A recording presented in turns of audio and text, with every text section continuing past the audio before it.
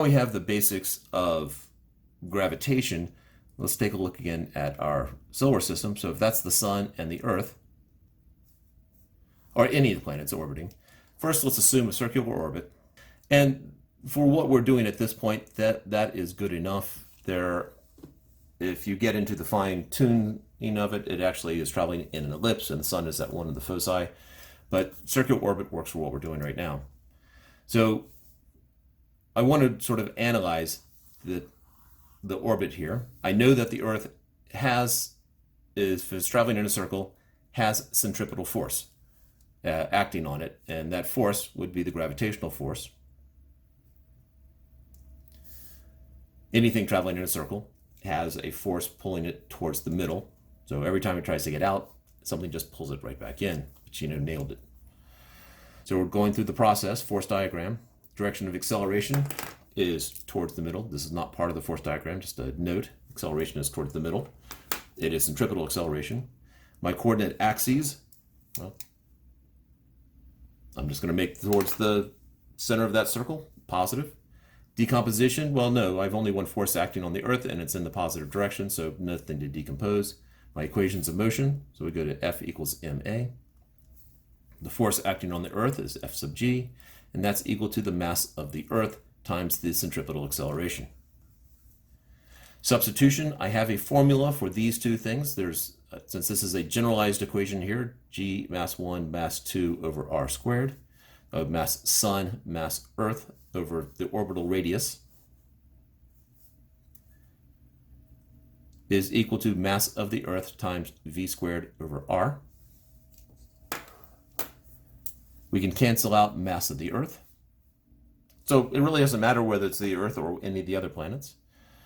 In terms of that, r, cancel out one from each side. And so we're now down to g mass of the sun over r is equal to v squared. So I've done the substitution. I'm actually in the solving phase now. I haven't really specified what I'm solving for, but I am actually deriving an equation, or pseudo-deriving. I am making an assumption that it's circular orbit.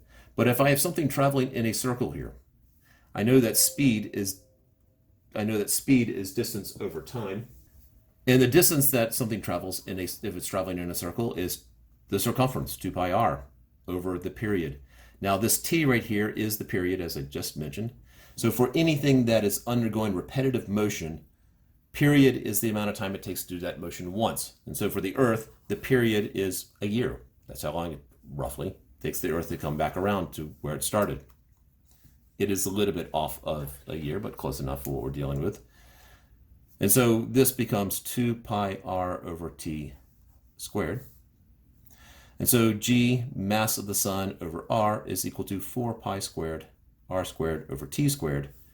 And then because I know where I'm going, I'm basically going to bring this over to the left side and bring that r over to the right side. And so I'm left with g times mass of the sun over 4 pi squared is equal to r cubed over t squared.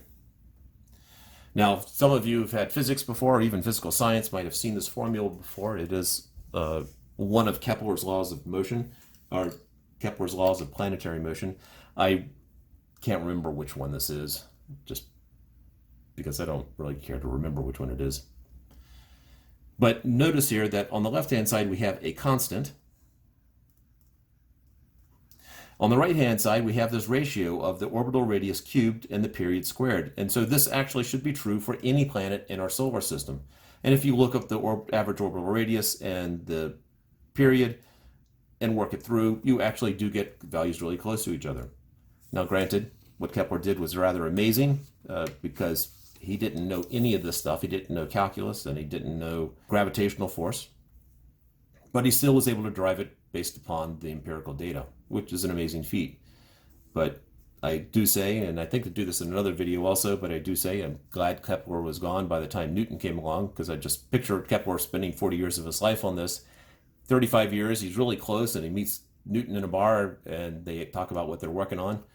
And Kepler describes what he's doing, and Newton says, oh, you have an afternoon, I can show you how to do it. So maybe 2 afternoons, because Newton would probably have to describe calculus first.